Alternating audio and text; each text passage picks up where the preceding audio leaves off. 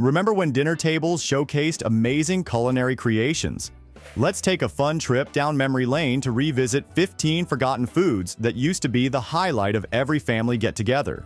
From the 1960s to the 1970s, these dishes tell a story of clever cooking and new ideas in American kitchens.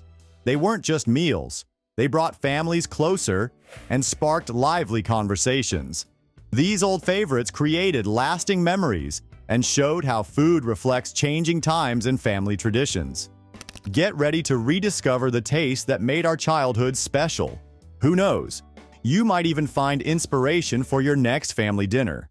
The Wiggly Wonder, Jell-O salad. These jiggly creations became a big deal after World War II. Jell-O was cheap, easy to make, and felt modern. But it was more than just convenience. These molded marvels were a social hit. They were edible art, showing off a hostess's skills and creativity at potlucks and dinner parties. Jell-O salads weren't just for dessert. They often showed up as side dishes, mixing sweet and savory in surprising ways. Picture a slice of tomato aspic next to your meatloaf. These colorful concoctions became a symbol of post-war optimism and kitchen experimentation. They represented a time when families were trying new foods and new ways of entertaining. From church socials to fancy luncheons, Jell-O salads wiggled their way into American culture.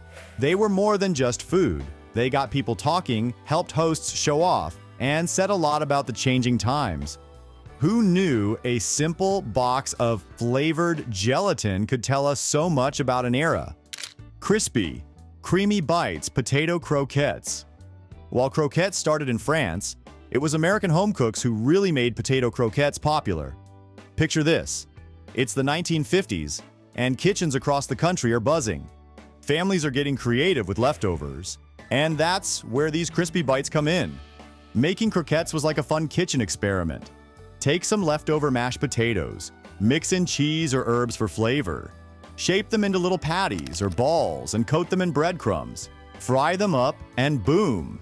You've got a side dish everyone will love. What made potato croquettes special was how they used up leftovers. Back then, folks tried to make every bit of food count. These crispy potato puffs turned yesterday's spuds into tonight's dinner star. Pretty smart, right? Now, if you think potato croquettes sound tasty, just wait until you hear about our next dish. It might seem a bit weird today, but back then, people thought it was super healthy. A polarizing plate, liver and onions. Liver was a nutritional powerhouse back then. Full of vitamins A and B12, iron, and folate, it became a family favorite during and after wartime. Cookbooks often called it a superfood, telling moms to serve it often. This nutrient-rich organ meat was key when getting enough vitamins and minerals really mattered. So, how did people make this strong-tasting meat tastier? The usual way was frying or sautéing it with onions to cover up the strong flavor. But there were other methods too. In the South, they'd smother it in gravy. Midwesterners often paired it with bacon. Some clever cooks turned it into liver pâté or liverwurst. In German-American communities, liverwurst sandwiches were popular for lunch. As time went on, tastes changed. People started preferring more common cuts of meat, and liver began disappearing from dinner plates.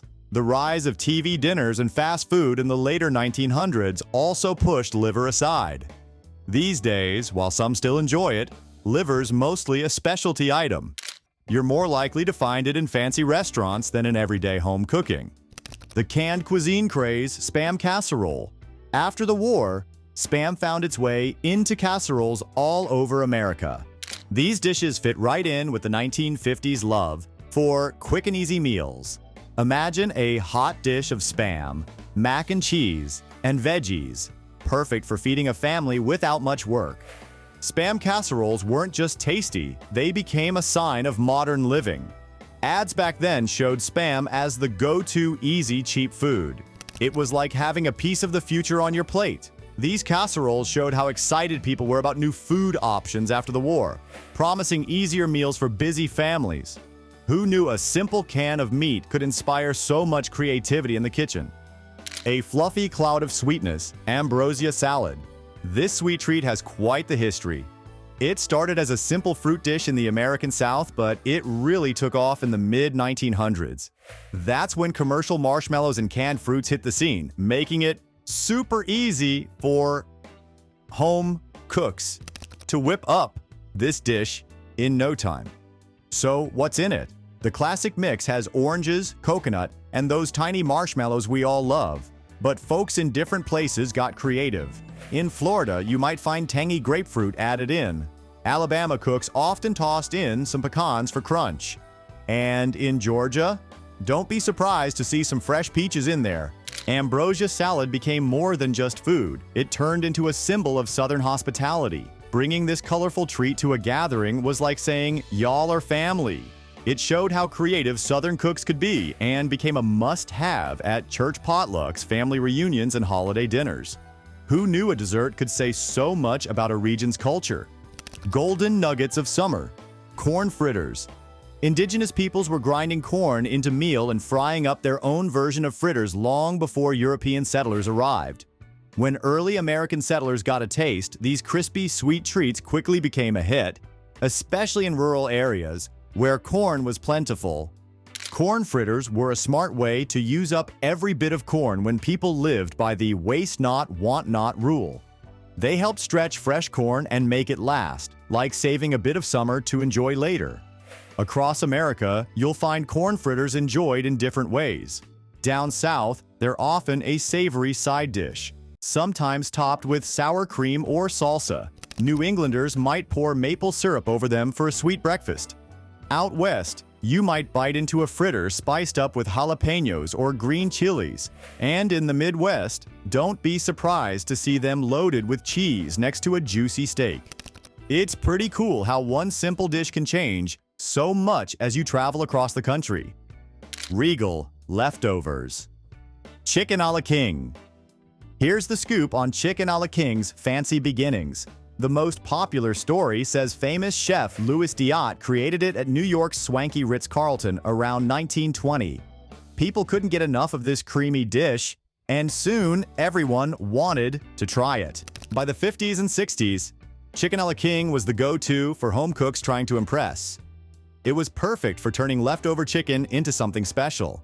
Just mix the chicken with a creamy sauce, add some bell peppers and peas, and boom! You've got a fancy meal. Serve it in puff pastry shells and you're really showing off. Who knew leftovers could be so fancy? This dish wasn't just tasty, it was flexible too. Whether you were throwing a dinner party or spicing up a regular weeknight meal, Chicken a la King had you covered. It's no surprise it became such a hit in American kitchens. From simple leftovers to dinnertime superstar, Chicken a la King really knew how to rule the table. Tangy treasures. Pickled beets. Pickling was a smart way to keep food from going bad before refrigerators came along. Beets were perfect for this, letting families enjoy their earthy taste and health benefits throughout winter. These purple gems became a common sight in many kitchens, adding color to boring winter meals. Making pickled beets was almost like a tradition in many homes. After cooking and peeling the beets, people would mix up a tangy brine with vinegar, sugar, and spices. Cinnamon, cloves, and peppercorns were popular add-ins, giving the beets a warm, spicy flavor.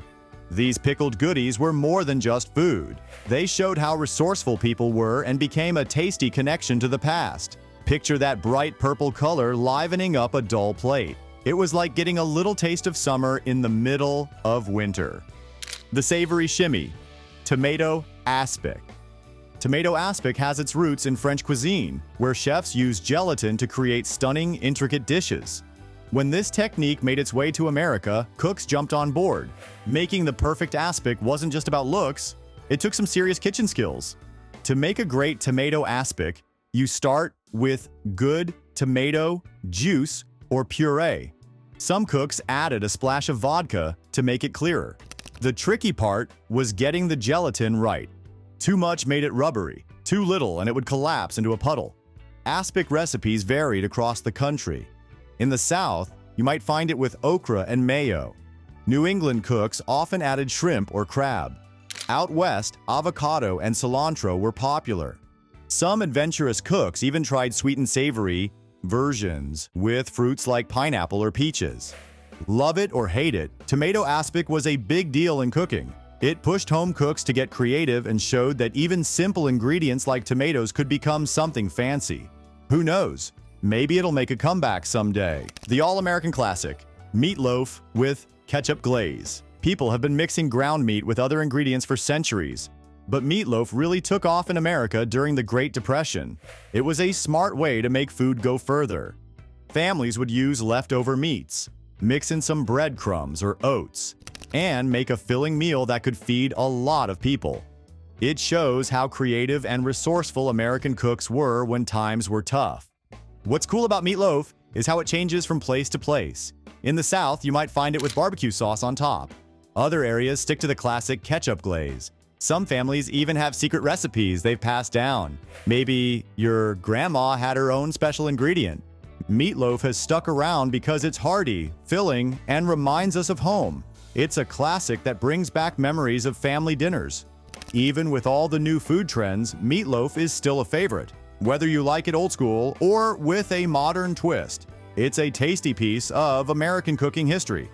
A military classic, cream chipped beef on toast.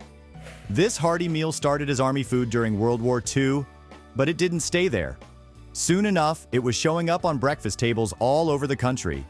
Home cooks got creative, adding their own twists. In the Midwest, you might get it with a dash of Worcestershire sauce for extra flavor. Down south, some folks toss in cooked mushrooms. And in New England, don't be surprised to see it on biscuits instead of toast. The cool thing is, SOS became more than just food. It turned into a way for families to remember their veterans and share a bit of their service experience. Every plate of creamy chipped beef came with a side of history. Now, that's a breakfast with a story. Summer's sweet finale, peach cobbler. Let's go back to the American frontier. Settlers got creative with what they had, and cobbler came from using seasonal fruits and simple ingredients. It got its name because it looks like a bumpy cobblestone street. As it spread through the South, peach cobbler became a summer hit. When those juicy peaches were ripe, you can bet there was a cobbler in the oven. But here's the fun part. People argue about the topping. Some love a biscuit-style crust, others go for pie crust. What's your pick? In the South, peach cobbler is a big deal. You'll find it at potlucks, family reunions, and Sunday dinners. The recipe changes depending on where you are. Some places add bourbon, others throw in some cinnamon. But no matter how it's made, this sweet, fruity treat brings people together. It's like a warm, peachy hug for your mouth. A Native American legacy, succotash. Succotash comes from Native American tribes in the Northeast. The name is from a Narragansett word that means boiled corn. When Europeans came to America in the 1600s, they quickly fell for this simple, healthy meal. As people across the country started making succotash, they added their own twists. In New England, you might find it with butter or cream. Down south, they often throw in okra or peppers. Some folks add bacon, while others keep it all veggies. And making succotash is pretty easy. You cook lima beans until they're soft, then add corn and heat it all up. After that, it's up to you.